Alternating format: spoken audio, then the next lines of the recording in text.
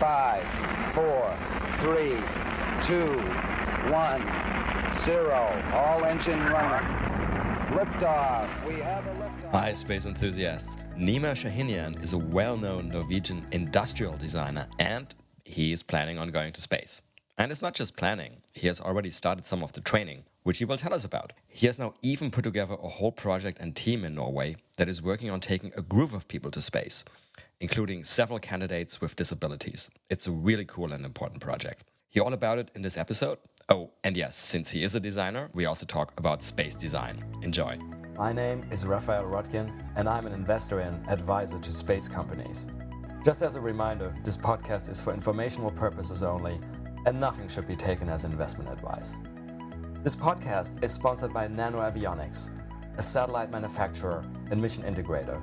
Their technologies enable many space companies worldwide to offer services that improve life right here on Earth, such as providing global connectivity, conducting Earth observation, or contributing to scientific discoveries. Check them out, and also check out my episode with their CEO and co-founder. Sadly, I am not a rocket scientist, but I'm an alumnus of the International Space University. ISU offers a number of educational programs about space worldwide. Check them out at isunet.edu. And just some final things before we start the episode about ourselves. If you enjoy the podcast, please leave us a 5-star rating on your favorite podcast platforms such as Apple or Spotify. If you want us help expand our work, you can do so and support us at www.patreon.com/Space Business Podcast, and we'll also put that link in the episode notes. And lastly, you can follow us on Twitter at podcast_space. Hey, space enthusiasts, welcome back to another episode. Today, my guest is Nima Shahinian. Welcome, Nima. Oh, thank you for having me. Sure, it's a pleasure. And Nima, why don't you start off telling our audience a little bit about yourself? Well, I'm a 40-year-old male living in Oslo. I have 2 children. So I started pretty early. My oldest daughter is 16 and a half, and my youngest is 12 and a half with the mother of my children, Ida. I'm an industrial designer by training, military background, but also space enthusiast and commercial astronaut candidate. That's the short version of me. Mm-hmm. And that's clearly something we have to expand on, right? Yeah. Because the obvious question that's going to come back now is, okay, so you're a guy living in Oslo, with an Iranian name, which we'll also talk about. You got family man, 2 kids, and an industrial designer, and then you dropped in there and an astronaut candidate. Well, yeah. How did that happen? Well, the first time I applied to become an astronaut was actually the ESA selection of 2008, 2009. At that time, I had a military background and a military career, but I didn't even have a bachelor's degree by then. Let's be honest. They are saying that the mandatory education is master's degree, but in reality, they are only, a lot of them has doctorate degrees. PhDs, yeah, at least one. Yeah, a lot of them have, at least one. So, yep. At that point, I didn't even qualify through the first screening. Naturally, I knew that. I spent the money on doing the doctor's review here in Norway before I applied, knowing that I wouldn't qualify anyways. But why not? So some years later, I had this thought of developing a new space program looking at the commercial side. And when I'm talking commercial, I'm not talking space tourism. It was an idea of how can we develop the future of professional yet commercial astronaut program. Mm-hmm. So after a dialogue with American company Space Adventures, we ended up doing this cooperation and planning a trip to the ISS and developing the program while I was going. So that was the beginning of that. Not that coincidental. In the meantime, I took a master's degree, a full education in industrial design, which means that I don't only form and shape product. People tend to think that we industrial designers only work with shape and making products desirable, but in reality, we also work system oriented. We work with what we call service design. We work with user experience design. So we work with those kind of abstract phases of design also. And this was a case like that. how could we design the future of commercial professional space program. But can you give us just maybe some short examples in your sort of typical industrial design work? What kind of stuff would you design? Well, I've been working with a lot of hardware, the traditional industrial design projects, actually. So I have been doing services. I used to work in a company that redesigned the queue for breast cancer diagnostics, for instance. So I've been working in companies that have been doing a lot of those kind of stuff. In my career, I've been working a lot with aerodynamics, vehicles, race cars to electrical outlets and consumer products. So I've been working with a lot of different stuff. For us designers, it's not about the end product or what we work with. In the beginning, when I was a kid dreaming of becoming a designer, it was, the car design thing and drawing beautiful cars that goes fast and but in reality, we end up loving the process. We love the design process. So if we work with a computer, a laptop, or a computer mouse, or a race car, doesn't even matter to us anymore. It's more about the process. Yeah, and I guess since it's industrial design, I assume it's form and function, right? I guess you can't really separate that. Yeah, form, function, desirability, which is form, of course, but also problem solving. What kind of real life problems do we solve? What is our roles as product or industrial designers in society, and how could we help design tomorrow, right? So it's a complex career. Since you're also a space enthusiast, as you've mentioned, obviously you are an astronaut candidate. Yeah. Does the designer in you, do you also watch design stuff in space? I don't know, do you watch somebody putting up a new rocket and you're like, oh, this is a silly looking rocket and this should look different, or spacesuits, or are you watching that kind of stuff? Obsessively. We'll probably talk about it later also, but I've been training in spacesuits. Okay. And every little part of the spacesuit, I'm like, why is it like that? Why isn't it like that? And the reason is, let's say, for instance, the EVA suit, right? From a design perspective. From a design perspective, we wouldn't design a spacesuit like that. But I know there is a reason that spacesuits are designed the way they are. I trained in them. I know them. But the reality is, with the design approach, we would say, what is the real need for an astronaut? And then we go in and solve those problems, right? And in a spacesuit, there are, let's say, 500 different problems that needs to be solved together. Everything aligned in order to end up with a spacesuit that works perfectly. So if you give the same job to an engineer, which I have tremendous respect for, just saying, if engineers are listening to this podcast, they have a different approach to it. They have this, I'm kind of stigmatizing now, I don't mean to do that. Yeah, but the point is, we have a more user-oriented approach to stuff. Engineers have more of the technical approach to stuff, right? So if engineers and industrial designers work together, you end up with amazing technical solutions, which are also really well shaped for actual use and needs, right?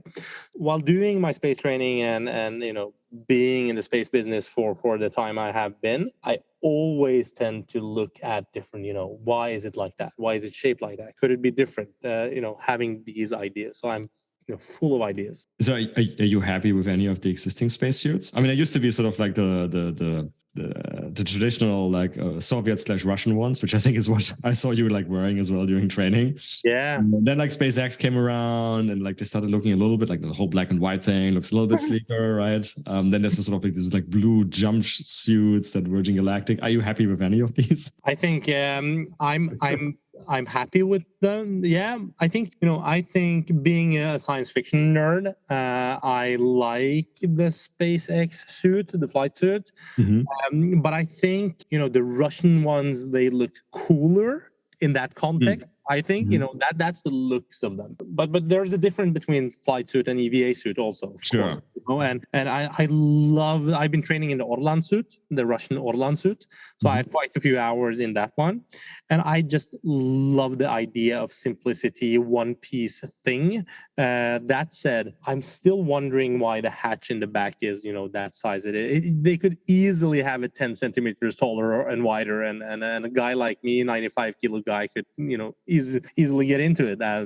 supposed to what I'm been doing. But based on the looks, I think actually you will be shocked right now, but I think the best looking flight suit right now is actually Boeing's Starliner suit, the blue one. Oh, I forgot about that one. Love that. Yeah, because they have these Reebok shoes, which looks so cool and functional and modern, but still the spacesuit look like a spacesuit, not a fashion statement. So from a designer's perspective, looking at only aesthetics, I love that suit. I really love that suit. Interesting. Okay, so yeah, I do want to talk about your training, but let's just take one step back and basically talk a little about the process. Sort of like, okay, you went through, well, you didn't go, but you started the ASA selection process. By the way, I mean, so you said 2008. You said you have big kids. I mean, so you already had a family when you basically decided to become an astronaut. What does your family think about all of this? Well, they are kind of used to crazy ideas, but they also know that this is not a crazy idea. This is actually a relevant idea. So if you look at different kind of startups, companies that has been started, which actually made it, I'm looking at this space program that we are developing now. When I say we, I mean the whole team. We are here in Norway. We are becoming a big team.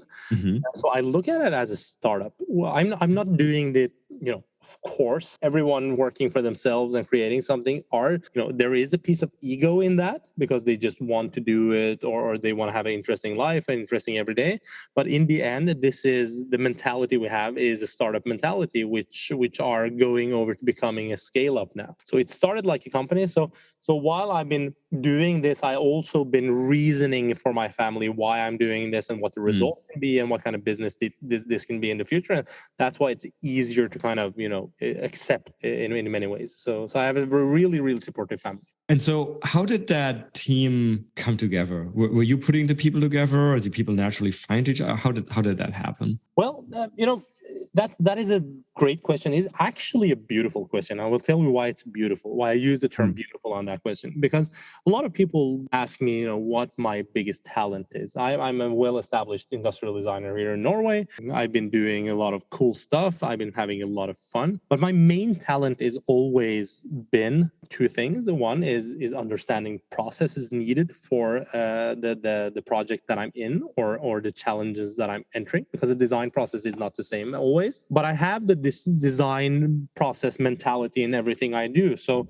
if I want to gather a team, I use design mentality doing that, okay? Which means I do insights. What kind of people do I need? What kind of people would function together? It's the same sort of insights I do while, looking at different kind of end users doing a product, right? In this case, I have to do the insights and understand what kind of needs the project has. So when I have that mentality, I also develop the biggest talent that I have, and that is gathering amazing people. I have the tendency to gather the best people that I can find, and 99.9% of the time, all of them are 10 times better than myself doing what they do.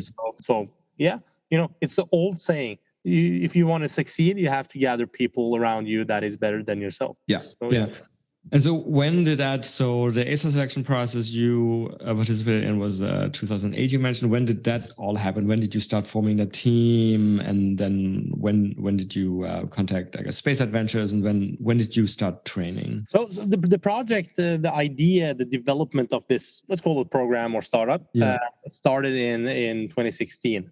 And that is when I started seeing how the commercial space industry was changing, right? So coming from Norway, we see that the level of wealth this country has, I'm talking about Norway, of course, is based on the oil that we found in the 60s and 70s here in Norway. And while looking at that, the government is kind of owning the cash flow and the values created and investing that on behalf of the Norwegian people, and they are doing an amazing job. Not spending too much on idiotic choices, but actually spending the money right most of the time. Of course, we don't always agree with politicians, but the reality of that time was that there was commercial companies building the platforms. There was commercial roughnecks working on the platforms and making the food and flying in the helicopters to the North Sea to the oil platforms and drilling and doing the diving, etc., etc. So looking at the space industry, it was this, I realized that, okay, SpaceX is close to having human-rated space vehicles with their Dragon. There was a lot of talk about the Dragon and the future of space, commercial space, and this race between Blue Origin and SpaceX and so on. So we were kind of, I was seeing that the commercial space was not only connected to space tourism, but also space industry. So the question I started asking is, okay, if the hardware is going to be like it is, if we are actually talking about, the Artemis program and going back to the moon and then Mars, we need more professional astronauts than the governments are producing right now. ESA has how many have they had? 6-7 astronaut candidates since 2009 until this year. Last year, right? End of last year, yeah. So can the governmental organizations produce that amount of astronauts? I don't believe so. I see a real business in creating the workforce of the future. So that's where the idea actually was born, right? SpaceX is the best in their field, manufacturing rockets and designing systems for reuse and spacecraft, etc. So who is going to develop the people? Who is going to build the educational institution of the future for space workers? That's kind of the mentality this project was built upon in 2016. And the reason Space Adventures is actually another idea that spun off from science fiction. I'm a real science fiction nerd. So I remember watching, I don't know if it's getting pretty old. Have you seen The Island with Ewan McGregor? Was that a movie? It's a movie. It's a really cool movie that I recommend. It's probably 20 years old by now, but the time The Island with Ewan McGregor and Scarlett Johansson came out. Oh, I do remember. Yes. Okay. Yeah. And it's not about space. It's nothing to do with space. It's a future dystopia where rich people are manufacturing these clones. It's kind of insurance for them. Organ replacement. Yeah. Exactly, right? But there is one thing that is really cool, and the cool thing is the product placement they did in the movie. Because at that time, MSN, the chat program, MSN, do you remember that? We were chatting. We're both dating ourselves here, by the way. But yeah, exactly. but the cool thing was at that time, MSN doesn't exist anymore. At that time, they did this product placement in the movie where MSN was the natural communication system in that new world in the future, right? So they had this phone booth, which was branded MSN. And that kind of hit me.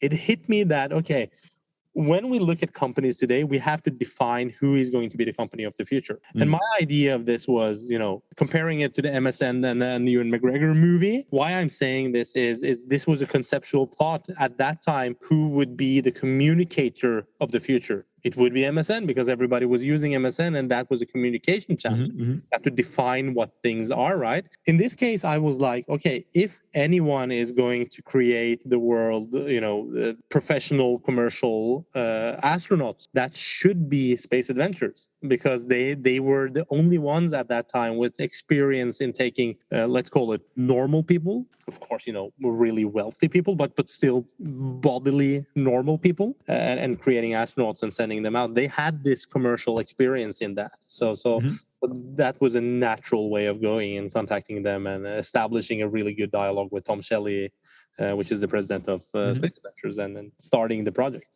And then what was the sort of and I know this probably changed in the meantime, the parameters of the first planned mission? For that I had, you mean? Yeah. Yeah. So when we started talking to Space Adventures, we were actually looking at, I don't remember exactly which Soyuz we were looking at. If I remember correctly, it was actually, we were looking at prospects on Soyuz MS-22, which is the machine that was leaking now just before Christmas. Right. Yeah. Because we started discussing the flight opportunities just before COVID breakout. So this was in November 2019. We actually started for real talking about mission opportunities, going on mission opportunities. So the project name was actually Nima 2022 in the beginning. And the idea was to, somebody has to correct me if I'm wrong, but I remember that Soyuz MS-22 was actually the hot topic for a while then. But then Okay. COVID broke out, right? So Yep. everything changed. The financial systems changed, and we couldn't enter Russia to start training, and it was a lot of back and forth for a while there. But so the original idea was basically to have one of those trips to the ISS in the same way that Space Adventures, and some people may notice, some listeners, some not, Space Adventures did, I think, 8 times in the 2000s. Yeah. 8 times, and then they had the time number 9 and 10 together with the mission of Maizava December last year. That's right. And then there was a break of a few years where nothing happened. I honestly, I forget now why that was, but do you remember why that was? Why weren't there any quote unquote tourist missions? I think it was only lack of clients. I think I don't really know. I think that was most likely. I don't really know, to be honest. But Space Adventures have been running their company for a while, and they never paused. And they are they are the best at what they were doing, and that was handling the Russians and doing these amazing space flights with the Russians, and I think also the Maizava mission was pretty interesting and super cool, but still it was a different kind of mission profile we were looking at, right? We were the idea was never to become a space tourist. The idea was to map out, calculate, develop systems, financial systems, etc., design how the space worker of the future would be selected and trained and go through training and also do a mission. So the end result would be a complete new type of program, and also a paper describing a research paper. That was kind of the idea. Gotcha. If I remember from the 2000s, so the most recent, the Maizava mission, and by the way, for our listeners who may not know, Yusako Maizava, who flew with, I think effectively like his cameraman or something like this. Assistant, I think, yeah. Yeah, assistant. Yusako Maizava, of course, is also the person who's financing the Dear Moon mission. Yes. Circumlunar Vision, where there is already 2 podcast episodes with future crew members, and another one is about to come out. So at least in the 2000s, these missions, I think, ran between $20 to $30 million. How are you guys financing this project? That was one of the interesting things, right? Because I don't really know the prices. We never, we know what kind of prices we got, but we have an NDA, so I can't reveal it here. Oh. But you can Google. It's the range of between in the early 2000s. It was. Google says it was around 20 million without anyone confirming that sum. So we don't really know, but the range of a space flight today is up to, with SpaceX to through Axiom Space and so on. We know that is about $65 million. So it's a lot of money, but that was also one of a big part of the development project that we were doing. So back to design thinking and designing stuff. As designers, we also have something called business design. We go in and design businesses. We look at new opportunities and new streams and new ways of doing funding and doing money transfers and etc. We design all sort of stuff, and that systems also. So designing the financial system doing this has been a really, really important part of the project, because in our case, I'm not a billionaire space flyer. I don't have the personal cash of buying something like this. Therefore, in able to do this astronaut program, we have, and also open it for a lot of people in the future. We saw that solving the financial kind of part was probably the most important. And how do you solve that? Because you can't sell enough research hours in order to kind of cover that sum. But in the future, if we are going to have commercial businesses doing stuff up there, the math has to you have to make money. That's kind of the incentive, because I don't think future companies will do that without it needs to be an investment. And investments mean you go in with some money and get even more back, basically, right? So that has been something that we have been looking at. And while talking about that, of course, Norway have never had an astronaut in space. We had 2 astronaut candidates, actually 3 astronaut candidates in the top final of of the ESA selection that was revealed in 22. Two of those are colleagues of mine now. They have joined our program and part of that. And one of them is Nils Mykleby, which is a medical doctor, and the other one is Terje Særle. This is hard Norwegian names, but Terje Særle is also the head of the medical board in ESA, so he's really high up there. Neurosurgeon, and so while this happened, we started looking at, okay, could commercial programs be Norway's chance of establishing in space, right, with humans, because we have a lot of tech. So looking at commercial meets governmental kind of economy has also been a hot topic for us. So that's interesting. So if you, and hopefully you, when you get to go, depending on what it is, you could be the first Norwegian to go to space, but you also have Iranian background, so you could be the first Iranian male, because Anousheh Ansari already went, but you would be the first. I'm a big fan of. Yeah, and who isn't? I mean, she's fantastic. And I guess depending on how long it takes, if I remember correctly, there's also now one of the new NASA astronauts is also Iranian American. I forget her name. Jasmine. Yeah, Jasmine. Yeah. This is actually, just on a side note, there's something wonderfully ironic. I don't want to get into politics, right? But there's something wonderfully ironic if actually there's going to be 2 Iranian women going to space before the first man goes. But anyway. I have to say, I just love that. If we would get a person, I would trade off my seat for an Iranian woman anytime, because I think it's so important for Iranian women to be in front there. And if you look at Anousheh Ansari, how amazing she is, and she's been paving way and showing what people can do from exiled Iranians. And then you have Jasmine, the NASA astronaut, which with her combat helicopter experience, she's a mother, she's married. These are extraordinary women, extraordinary humans, so which I really, really look up to. So I hope Jasmine will fly soon, together with the Danish astronaut Andreas Mogensen from Scandinavia. So I'm really looking forward to her first flight, and I'm cheering for them. Yeah, so same. I hope there will be more. Yeah, but I will, as you are saying, I will be the first Norwegian, the first male Iranian, and probably the first industrial designer. I don't know. I haven't heard of any. So probably right. Yeah. Yeah. Okay, but so out of curiosity, so for the program, by the way, what's the name of the program? The name of the program was, I have to explain this because something has happened. So please stop me if I rant too long now. The name of the program was Nima 2022. Because I was, planning to fly in 22, and we had this goal, and we had this system, and was working really actively towards that. Now things have changed. So when I was, I did some training elements in Russia, thereby also did some neutral buoyancy lab training in the Orlan suit, which is, pretty rare to do commercially, and we were actually aiming to do the first commercial spacewalk, which Russia was offering at that time. So the program was pretty advanced, what we were thinking, and our goals were super high. So when I got back from Russia, I don't remember the dates, but just a couple of weeks after the war broke out. So I cut my cooperations with the Russians. Space Adventures also cut their cooperations with the Russians immediately. Which was the right decision to do, because it's impossible to work with that. So one thing is the ethics of stuff and what's going on. The other thing is with the declining economy of the Russians, it will the question of how dangerous it will be training and flying with them is another topic, right?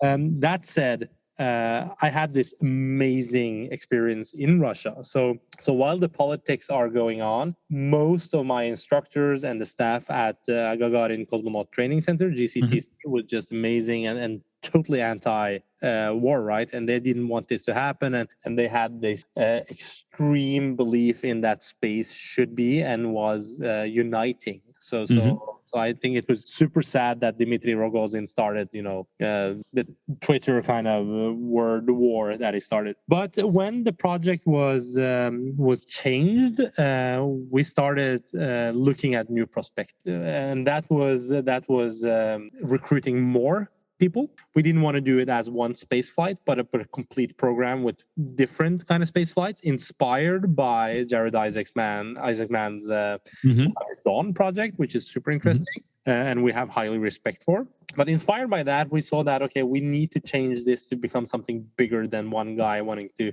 go to the ISS, right? So we did this thing where we started recruiting different people. So we started talking to a couple of NASA doctors and did this really interesting review on how could we be the first to develop what we at that time called a para-astronaut project.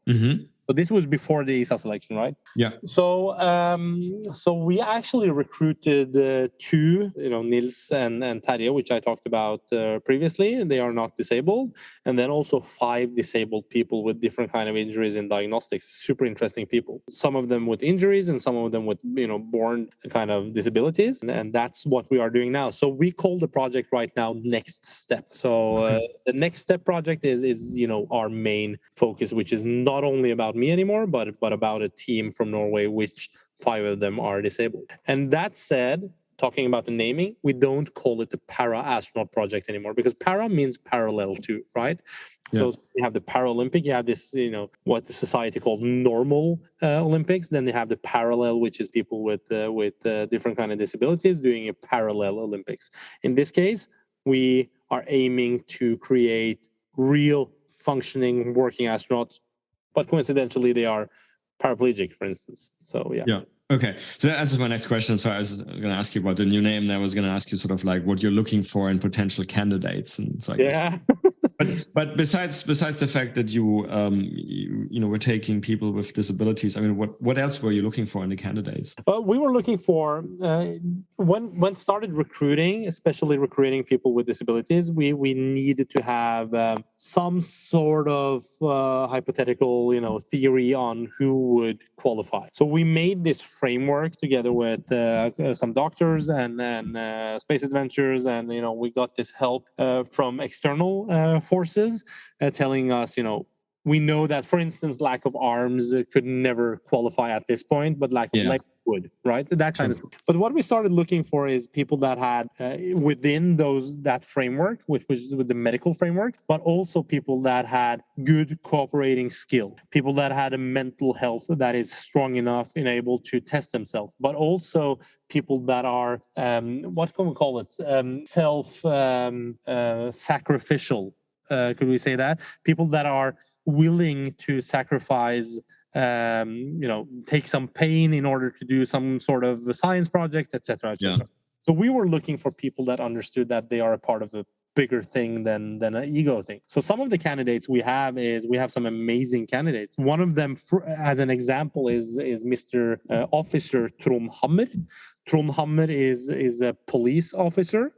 He is, for those who have heard of the terror attacks in Oslo in 2011. Yeah. The terrorist Anders Behring Breivik shot and killed 66 people, most of them people under 15 years old, in Oslo. Terrible terror attack. Trond Hammer was actually the first person on the island where this happened. He was, in Norway we call it Delta. The Delta force in the police is equivalent to SWAT team in the US. So it's kind of the police special forces. He was leading that operation, first man on the island and the person that arrested the terrorist.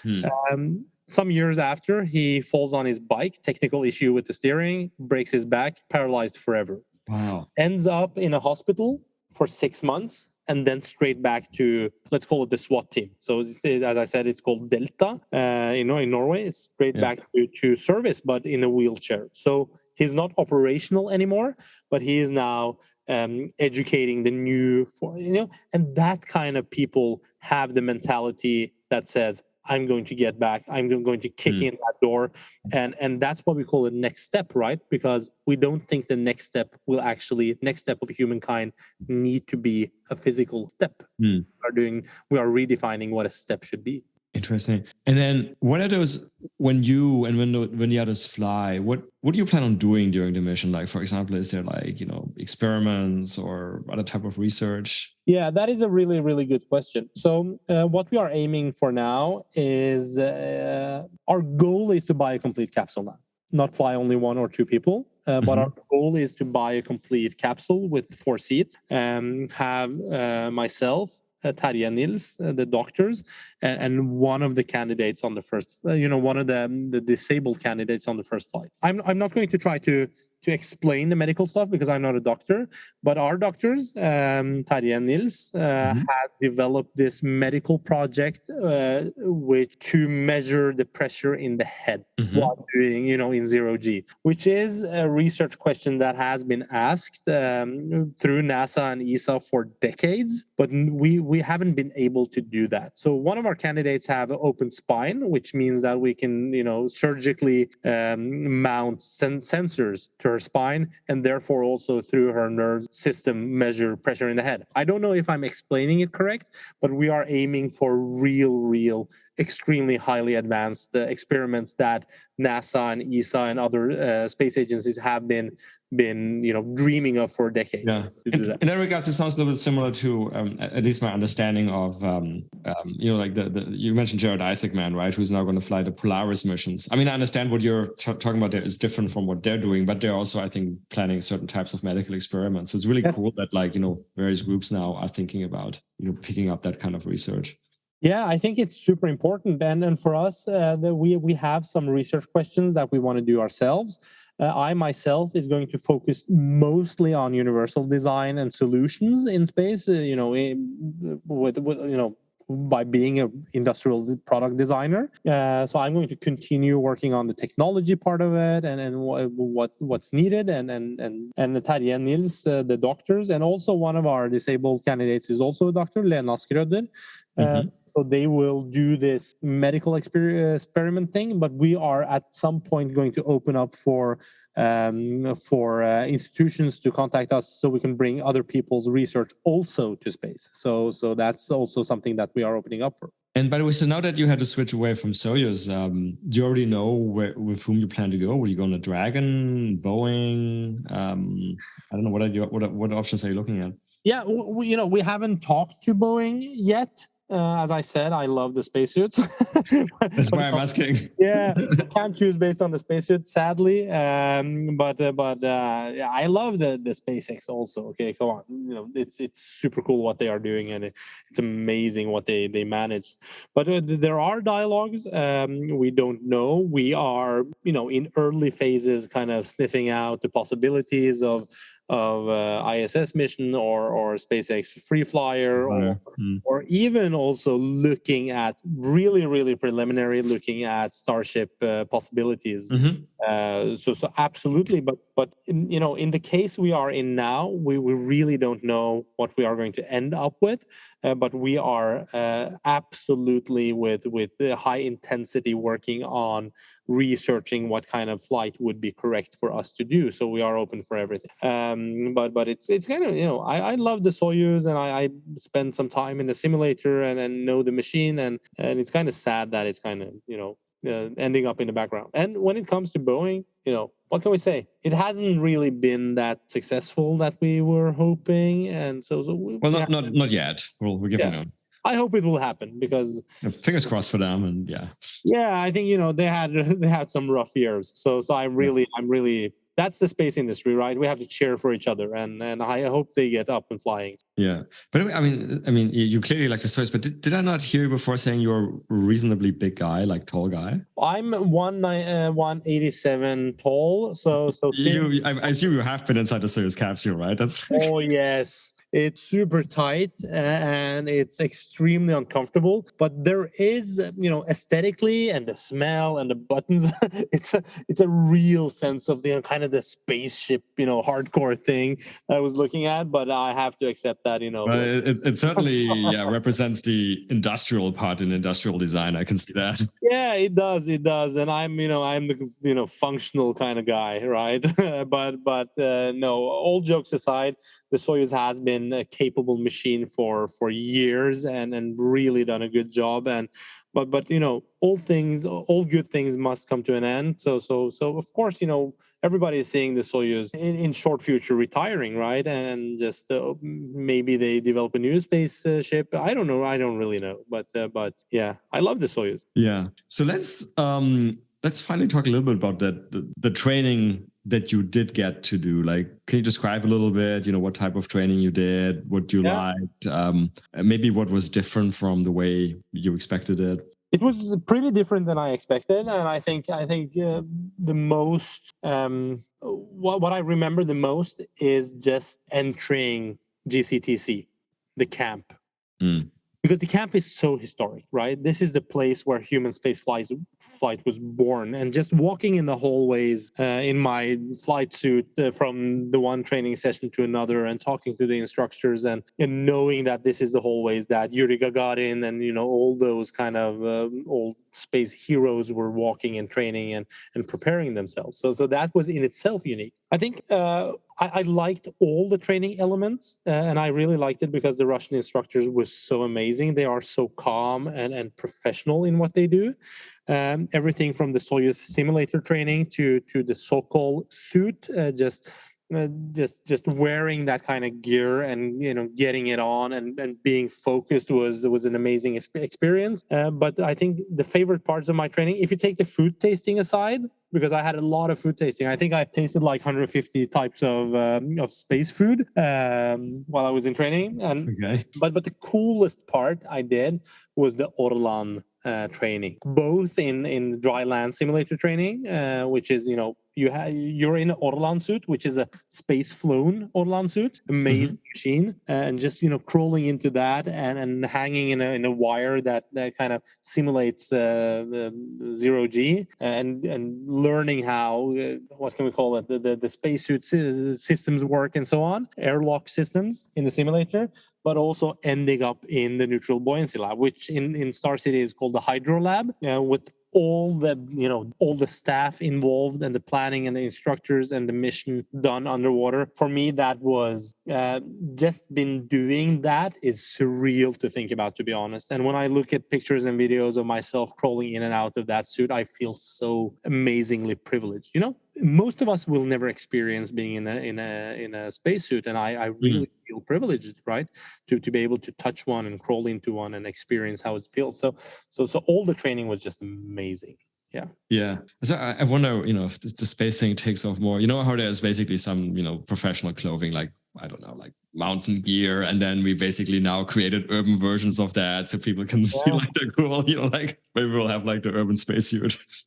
I hope so, and I hope we have urban stuff that is inspired by that kind of aesthetics, and it's beautiful. And yeah, I haven't, of course I have some ideas about that materialistic stuff, but the most, the ideas I'm spinning around with, I have a lot of ideas. So if anyone is listening to this podcast wanting to invest in developing the next future of competitive EVA suit, please contact me, because I have a lot of ideas that I would love to share.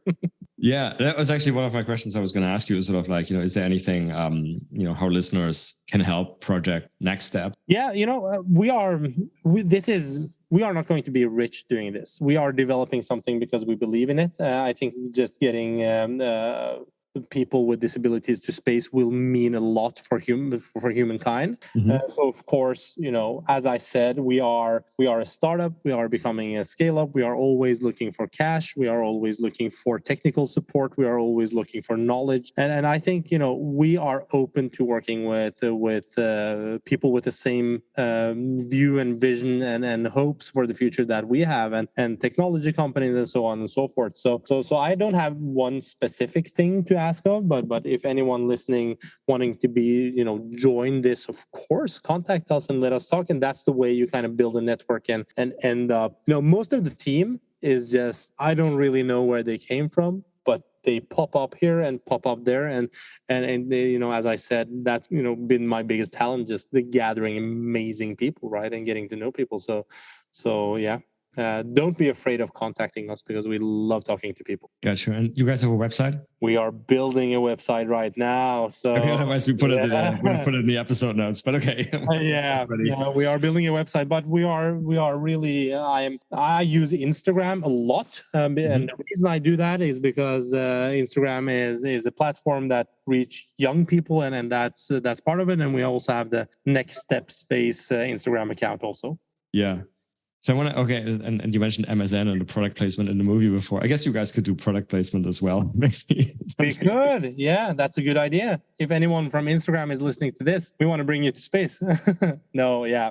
But, of course, if we are going to do any product placement, we really it needs to be ethical, correct? And don't say yes to any, we get a lot of offers, of course. And it's super important for us that this is an ethical, good project. So for instance, we don't do product. If you sell weapons, we don't do product placement for you because we wouldn't want to be involved in that kind of industry. So yeah. Gotcha. And so kind of looking a few years down the road, I mean, what's your hope for this project? Like, what if everything works out perfectly? What is this going to be? Well, like when will you have decided that, like, oh, this was a success, this is what I wanted it to be? Well, as I said, I don't, none of us are dreaming of doing this one space flight. We are dreaming of doing this as a longer space program. So we are dreaming of creating a space program that don't only live for 1 or 10 years, but 30 years in the future, someone else is running it. We want to create a space program which will benefit the humankind just the way that NASA and ESA and JAXA and all the global space industry, the space agencies has, but in this case through commercial forces. So I don't think I will ever reach the point where I think this was a success. That will probably happen after my lifetime, hopefully. But I think I would look at it the opposite. It would be rather sad if this would crash and burn, and we won't let that happen, right? So I'll be happy when we manage to do 3 space flights and all of them ends up creating technologies and science and really, really beneficiary stuff that gains humankind. Yeah, and I mean, your basic premise strikes me as a right one, sort of like that we have to kind of work on getting more, let's call them commercial people into space, right? Sort of like people who are not government astronauts, people who are also not just on the joyride, but people who kind of basically train to. Yeah. Even though not all of the things we'll do in space will need astronaut intervention, right? Some stuff is just going to be autonomous, right? Like mining robots or something else, but some stuff will need humans. And I guess that we can use that as a segue to my usual final question, which is about science fiction, because now I just remembered Avatar, even though I haven't seen the new Avatar, but of course Avatar, basically a company is flying people, right? Yeah. Put on a planet. Avatar. To do some work. Yeah. Wow, you're in for a treat. The new Avatar is just mind-blowing. I love that movie. All right, I gotta see it. But so yeah, that's our sort of traditional final question on this podcast about science fiction. So I mean, with everything you've told me so far, I'm just going to assume you like science fiction as well. I think you actually already said you like science fiction. Yeah. And what kind of science fiction do you like? What are some of your favorites? Could be anything, movies. Yeah, I love. Yeah, I love Avatar, of course, but Avatar is for me sci-fi meets adventure sort of thing. I love that the kind of movies that does interpretations of how the dystopic 200 years in the future sort of space flight will look like. So of course the Alien movies, Alien Covenant, that kind of movies. I'm a sucker for that kind of thing. The dark sci-fi thing, and of course for me, Interstellar is just I can't get enough of Interstellar. The idea that the deep space flight kind of thing and what wormholes and black holes does to the human body, and just building a story based on real theories. I know that everything is not realistic, of course, and sometimes I can sit and criticize the pressure suits and the EVA suits, but all that set aside, I think my favorite sci-fi movie of all times is Interstellar. But as I said, I'm also a sucker for the old, the late 70s and 80s Alien movies, and for the new ones. I think they are just amazing. They are so beautiful. And on sci-fi, coming full circle to what we talked at the beginning, design, any sort of space-related design that springs to your mind, do you think is just really cool from the sci-fi movies? Oh yes, absolutely. It's actually not space-related, but it ended up being space-related. I think TARS, the robot in Interstellar. I think that's one of the most beautiful design pieces in sci-fi hardware, because it's this marooned marine machine that is brought to space, which will kind of it's not made to look like a humanoid. It's it's made to be this, functional, boxy thing, which in my opinion is more as a kind of graphic design art piece than a robot. That's one thing. And also the Tom Cruise movie Oblivion. Oblivion was designed by Daniel Simmons. Daniel Simmons was the industrial designer that designed all the hardware and the flying helicopters and drones. I think these are also just mind-blowing beautiful. Yeah, that habitat they were living in was kind of cool. Yes, the Sky Tower it's called. Yeah, Sky Tower. The Sky Tower is just beautiful, but also this evil spaceship in orbit around the Earth is the TED. Yes. Yeah. The triangular simplistic design. I think it's so beautiful. Being a designer, I'm a sucker for visuals, right? It needs to be beautiful. It needs to not be realistic, connected to what we are used to today, but be something that I can imagine would look like in that scenario. And I just, I love it. Yeah, that's some cool stuff in Sci-Fi. I really hope life is going to imitate some of the art there. But anyway, that's like, we could do an entire episode about that, and maybe we will do one day. But Nima, thank you so much for coming on. It was really interesting to hear about Project Next Step, and good luck with everything. Again, we'll help you where we can. And thank you again. Thank you so much for having me. And that's a wrap for another nominal episode of the Space Business Podcast. Once more, if you enjoyed this, please leave us a 5-star rating on your favorite podcast platforms such as Apple or Spotify. You can follow us on Twitter at podcast_space. You can support us at www.patreon.com/Space Business Podcast. Lastly, if you have any feedback, including ideas for guests, and that may include yourself if you have an interesting space story to tell, or interested in being a sponsor, drop us an email at spacebusinesspodcast@gmail.com. See you for the next episode.